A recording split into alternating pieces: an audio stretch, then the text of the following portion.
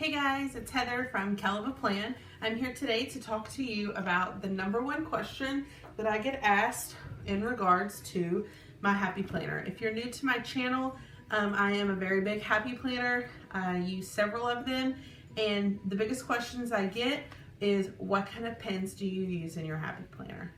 It's definitely the most asked question, and I probably get it a couple of times a day. So I thought I would make a video of my favorite pens, my least favorite pens that I use in my happy planner. So here we go. I'm gonna start just with regular old pens that I use on a daily basis. My absolute favorite pens, if you've ever watched any of my videos, then you'll know my favorite pen is the Papermate Flair Pen in a medium tip. This is a felt tip. It's a medium tip, so it's a little bit thicker, but I love the way it writes. This is my favorite pen. The Papermate Flair comes in multiple colors. I honestly don't even know how many colors it comes in, and I have no idea if I even have them all because there's just so many different colors. I love the way that it writes a lot like a marker, but that it's fine tip enough to go in your planner. This is my favorite pen. I probably use this pen 90% of the time when I'm writing in my planners. One great thing about the Papermate Flair is I get a question a lot in this gratitude journal that I use of how do I bold, how do I make this look like brush lettering, and what kind of pen am I using? This is just a Flair pen, and I just use it to bold the downstrokes. So maybe I'm writing the word, I don't know, love. So you see originally with a Papermate Flair, it's just a normal width, and then I just go back and I use the tip to emphasize my downstrokes. And so that's kind of like fake brush lettering, I guess you could call it. But I love that you can do that with a Papermate Flair. So #1 favorite pen is Papermate Flair. A lot of people say that this pen bleeds through the paper for them. I don't have that problem. If it's bleeding through, try not pressing down as hard. You can write pretty light and it still writes just fine. So maybe just try not bearing down. You see here how I'm bearing down? That may be the problem if you're getting bleed through on your page. And this isn't happy planner paper, this is just really cheap copy paper, so don't let the bleed through here worry you. I promise I don't have that problem in my happy planner. So this is my absolute favorite pen, if you want to check those out, the Papermate Flair pens. My second favorite pen is actually the Mambi pen, which if you haven't used these yet, I really suggest you go try them out. They come in a pack at Hobby Lobby. They have some that are black and white like these, and then they have some that have a colorful outside, but all of them actually write black. I have heard that the Costco kits have colored pens in them, but I don't have the Costco kit, so I've never used a colored one. I've only used the black ones. But as you can see, it's a super, super fine tip pen. And it writes super fine. So I really like using it to add in the little words that need to go in my planner. So you can see here, I'm gonna write with it so that you can kind of see what it looks like. Just so that you can kind of see how fine tip it is. I love this pen, it's really great. I really hope they come up with more colors because I love this pen so much. If you like the Mambi pens, but you like to write in color, which I love to write in color. I usually always write in color. But if you like the fine tip of these Mambi pens and you really want a color pen, then I actually suggest you try these pens out. These are a Recollections brand pen from Michaels. And they're like $4.99 for like a pack of 20. But they also have a super fine tip. So I hope that you can see this on the camera, but if you look, they're almost identical tips. Super fine. They look really pretty much identical, honestly. So here, this is a blue ink, so it's going to look a little bit different. But if I write right underneath it, you can see that it's a very similar stroke, width. So I really love these pens. And they come in a variety of colors, and they're only $4.99, and that's before a coupon. So if you like the thin tip of the Mambi pen, but you want to try out some other colors because you like to write in color, then I suggest you pick up a pack of these Recollection pens. They're one of my favorites. Whenever I need a super fine tip pen in color, this is the one I reach for. So if you really like fine tip pens, but you're on a budget, these are definitely budget friendly, and they're my favorite fine tip pen. And if I'm not using a brush marker or a Papermate Flair pen, then I'm using one of these. Those are my favorites of regular old pens. I know that a lot of people in the planner world go crazy over these Papermate Ink Joy gel pens. So I picked up a pack a couple of weeks ago, maybe even a couple of months ago now, to try them out. And honestly, they're just not my favorite. Some people have told me that it might be because of the tip size that I got, which might be true. This is a 0.7 tip. And I've heard that they go down to like 0.5. And I do like the finer tip, unless it's a Papermate Flair. So maybe I need to try the lower tip size. And I mean, there's nothing wrong with these pens.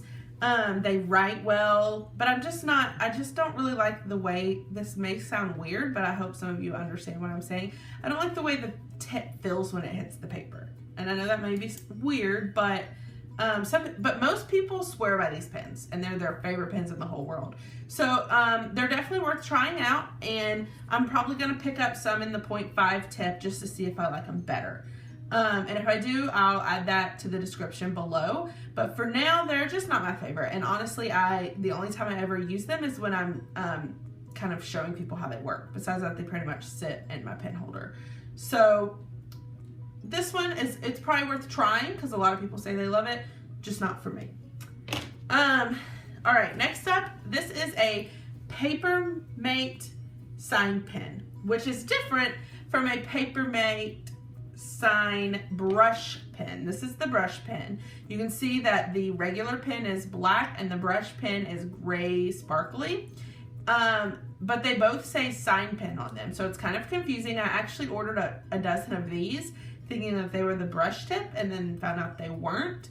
But I do still like these a lot. If you like the black thick writing, then you might like this for your planner. It is pretty thick, so I don't use it in my planner very often, but it doesn't bleed through the page. So you can kind of see the thickness of this pen compared to the Flair pen. It's pretty thick.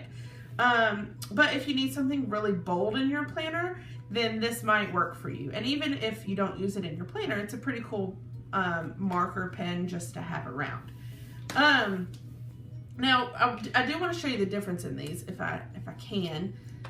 This is the regular sign pen. I don't know if you can really tell. And then this is the brush pen, so you can see that the tips are a little bit different.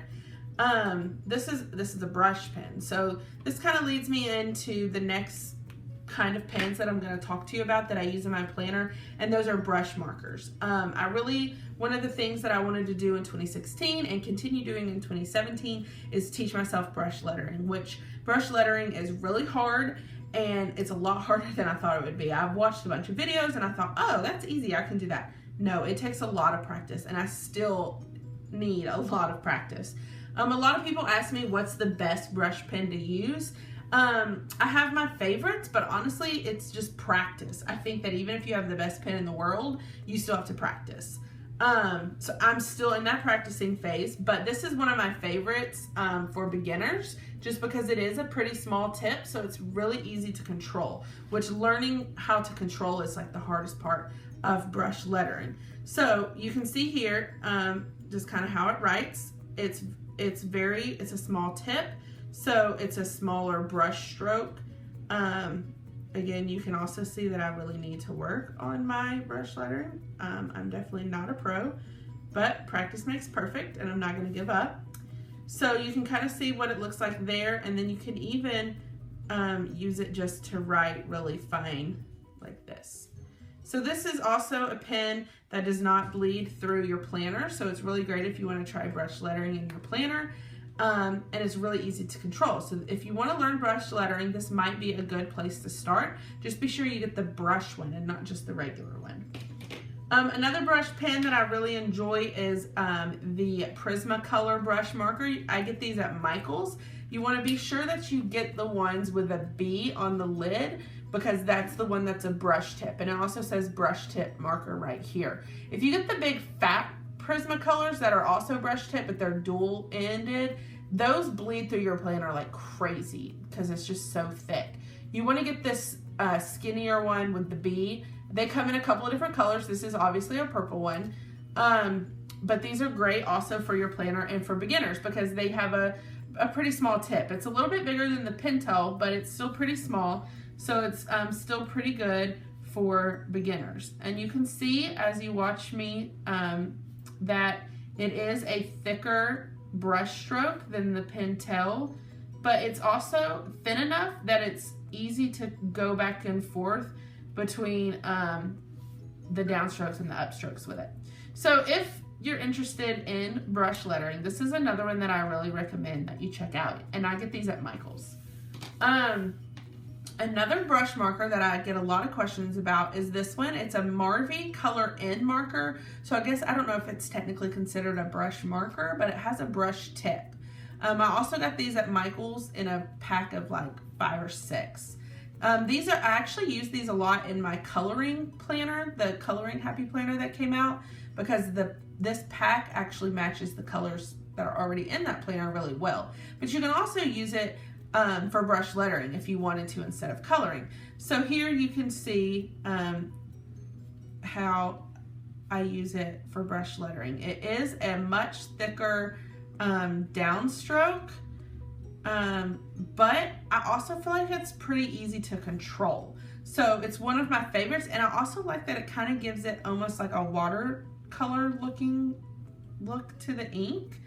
So I really like that pen. And I don't know, oh, I thought that was an I, that's a V. Obviously I need to work on my brush lettering.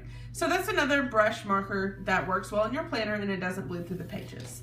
Of course, you can't talk about brush lettering without talking about the Tombow dual brush pens, which these are the first brush markers that I ever saw and that I ever really knew about. And this is what made me kind of want to jump into brush lettering. And I watched all these videos and I remember telling my sister like, oh my gosh, when these markers get here, I'm going to be a pro at brush lettering. But honestly, these are the hardest brush pens to use for me.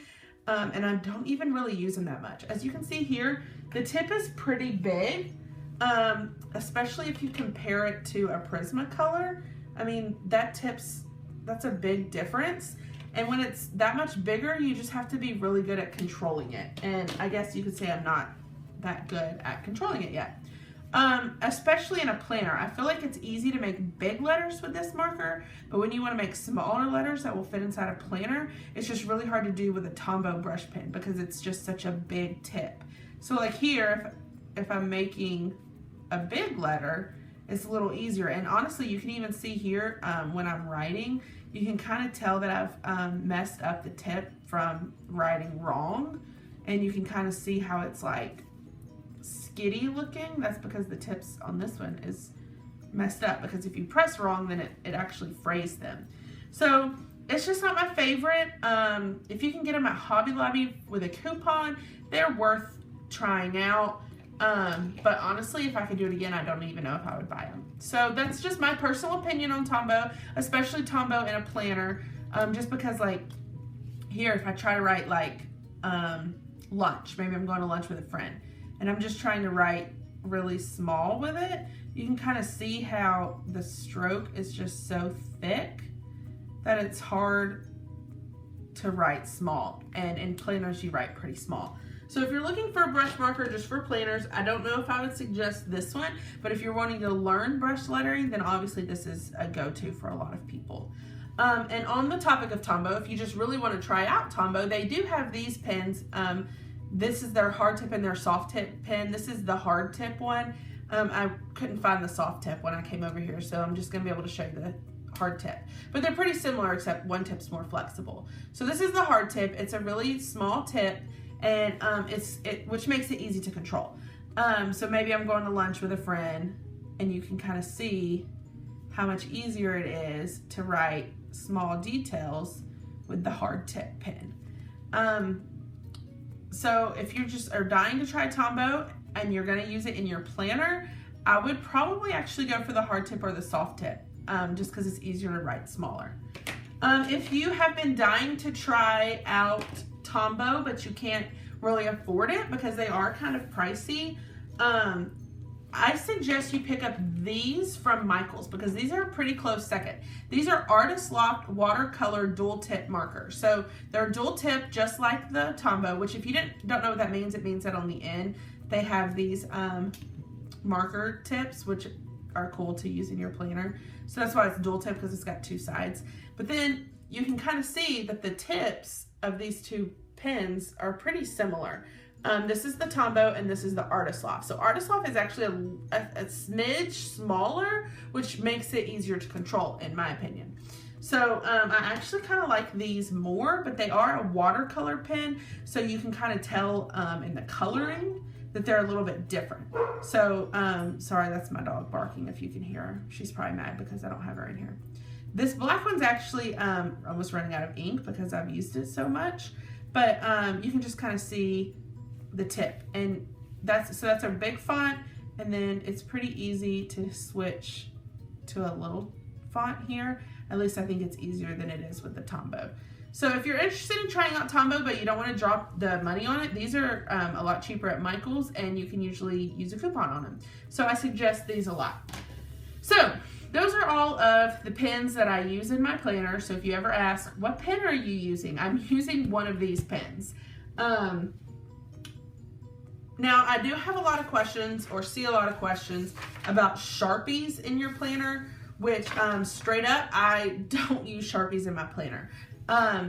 You have the regular fine point Sharpies, which I love Sharpies, but these will bleed through pretty much any paper that you write on. So I would never ever use these in my planner unless you just want it to shadow through the page. Because if it's shadowing this much on this cheap paper, I mean, I would never suggest using these in your planner. A lot of people ask about the Sharpie Ultrafine point, like what if I use that in my planner? Is that okay?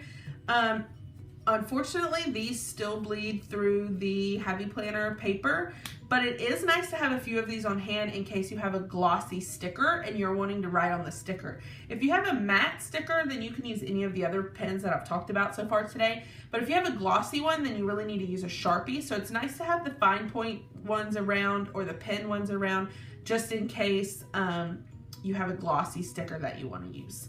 So the last pen I'm going to talk about is the Sharpie pen. Again, a lot of people ask about this pen, which I love this pen for other things, but in my happy planner, I still don't use it. Some people use them and say they're fine and that they don't shadow through the page, but for me, I still get that shadow and that drives me crazy. So again, the only time I ever use these is if I'm writing on a glossy sticker. So I do still have a few of them, but I really only use them for glossy. And honestly, the Happy Planner, most of the stickers they've released lately have been matte stickers, so you don't even really have to have Sharpies. But if you want them, you can definitely get some for the odd chance that you might need them. So those are just all the different pens that I've gone over today. I hope that answers your questions about what pens I use in my Happy Planner. If you have any questions, feel free to leave a comment below, and thanks for watching.